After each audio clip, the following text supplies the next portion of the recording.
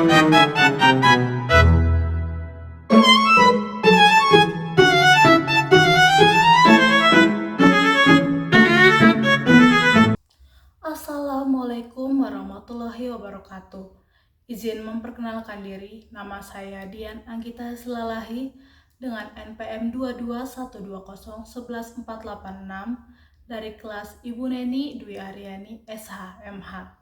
Di sini saya akan menjelaskan mengenai kajian dan analisis putusan pilot nomor 44 garing PDT titik sus strip pilot garing 2020 garing PN Niaga Jakarta Pusat.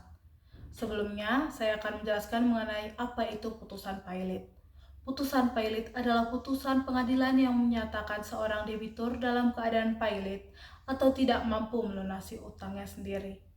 Selanjutnya kita masuk ke dalam analisis. Yang pertama, siapa pemohon atau penggugat dan termohon atau tergugat dalam permohonan pilot putusan pilot nomor 44 garing PDT titik sus strip pilot garing 2020 garing PN Niaga Jakarta Pusat.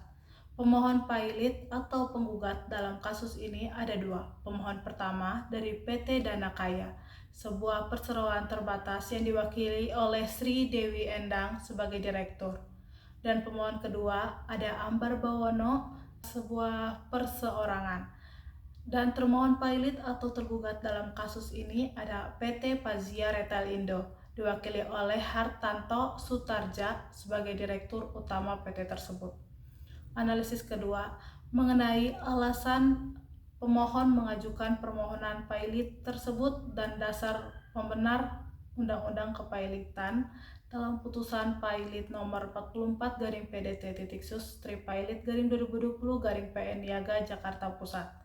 Alasan permohonan karena PT Pazia Retail Indo memiliki utang yang telah jatuh tempo dan dapat ditagih kepada para pemohon, yaitu PT tersebut berhutang 750 juta kepada PT Dana Kaya berdasarkan surat pengakuan hutang tanggal 2 Februari 2016 dan telah jatuh tempo sejak 2 April 2016. PT tersebut juga berhutang 300 juta rupiah kepada Ambar Bawono berdasarkan surat pernyataan hutang tanggal 23 Maret 2016 dan telah jatuh tempo sejak 24 Juni 2016. Setelah jatuh tempo, termohon tidak melunasi utangnya meskipun sudah ditegur berkali-kali melalui surat peringatan atau somasi selama 3 kali. Dasar pembenar sesuai dengan Pasal 2 Ayat 1 Undang-Undang Nomor 37 Tahun 2024 tentang Kepailitan dan PKPU. Debitor yang memiliki utang 2 atau lebih kreditor dan tidak dapat melunasi sedikitnya satu hutang yang telah jatuh tempo dan dapat ditagih dapat dinyatakan pilot oleh pengadilan atas permohonan satu atau lebih kreditornya. Yang analisis ketiga mengenai apa alasan Majelis Hakim Pengadilan Niaga mengabulkan permohonan tersebut. Dalam putusan pilot nomor 44 garing PDT titik sus strip pilot garing 2020 garing PN Niaga Jakarta Pusat. Jelaskan singkat dan hubungkan dengan Undang-Undang Kepilotan. Alasan Majelis Hakim mengabulkan permohonan karena terbukti secara hukum. Yang pertama, debitor memiliki dua kreditor yaitu PT Dana Kaya dan Ambar Bawono. Yang kedua, debitor memiliki utang yang telah jatuh tempo dan dapat ditagih. Yang ketiga, debitor tidak membayar utang meski sudah jatuh tempo dan sudah diberi peringatan oleh kreditor sebanyak-banyaknya 3 kali. Dasar hukumnya terdapat dalam Pasal 2 Ayat 1 Undang-Undang Junto Pasal 8 Ayat 4 Undang-Undang Nomor 37 Tahun 2004 tentang Undang-Undang Kepilotan dan PKPU. Mengenai syarat sah dikatakan pilot.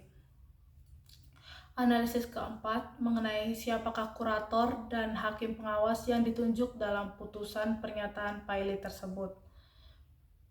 Atau dalam putusan pilot nomor 44 garing PDT titik sus strip pilot garing 2020 garing PN Niaga Jakarta Pusat.